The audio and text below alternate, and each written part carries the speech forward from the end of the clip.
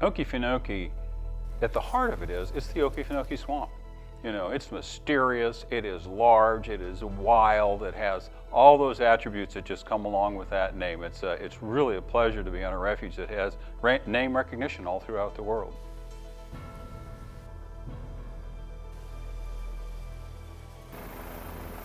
The fire actually got started way before our typical fire season. I mean, we're ready, we're getting ready, and we're thinking we have a month or two ahead of time before the lightning season starts. Well, the initial fire was actually did not start on the refuge. It started about 12 miles northwest of the refuge on private property, northwest of Waycross. When a day very much like today, it was very cold, it was very dry, very high winds. High winds out of the northwest popped a power line, which fell down into a just tender, dry power line right away. And there was somebody pretty much on the scene that saw it, got on the phone, you know, saying, hey, we've got a fire starting up. And I mean, the Georgia Forestry people and others were on this thing immediately, but nevertheless, it just absolutely exploded. And that spark hit, and that fire started what's called the Sweat Farm Road fire. Power line hit the ground and caused a spark in a fire that ran eventually 12 miles into the northwest corner of the refuge. At that point, you know, we had, you know, different fires going within the swamp itself. It was something, you know. The one from outside moved into the swamp. The one that ignited inside the swamp grew enormously, and finally, they all merged together into one big fire.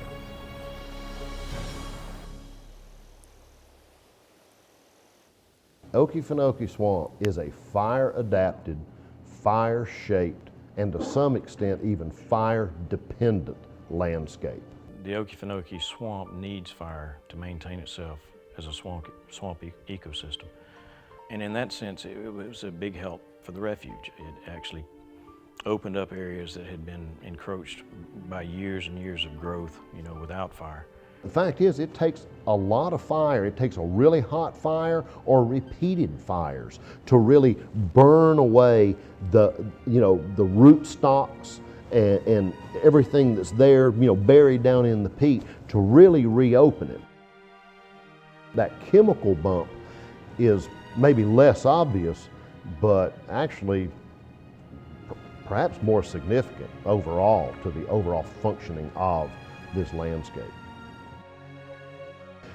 The grass all around this, it never has been greener than it was, you know, later on that summer after the rainfall, you know, laid that ash down in the grass. It was, you know, it did what we know it does. It created a nutrient release that acted like a fertilizer to the entire ecosystem.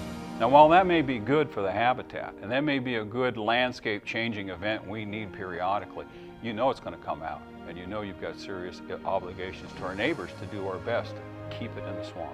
They love fire in the swamp, but they want to stay in the swamp. When it comes out, it hurts people. It changes.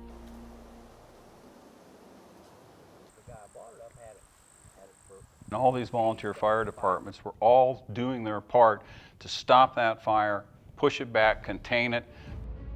But I think there was something like 4,000 firefighters from all across the United States working, you know, on this fire. It was huge.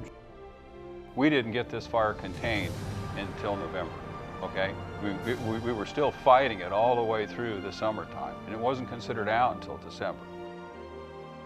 Well, it takes what we call a season-ending event. We have to have enough rain to actually put the fire out. As the drought progresses, these layers of peat begin to dry out, and these fires get entrenched in that peat, and it's something that we just can't put out. I mean, we have attempted to and spent tens of millions of dollars and never put it out. We just had to wait on what we call a season-ending event, which could be anywhere from a 5 to 6 inch rainfall. One of the many things I've learned out of living through this large fire is that relationships count. You know, you have to have good, trusting relationships with a wide variety of individuals and organizations that are involved in or adjacent to your refuge. How can you say thank you enough times? How can you say it in a way that really is sincere?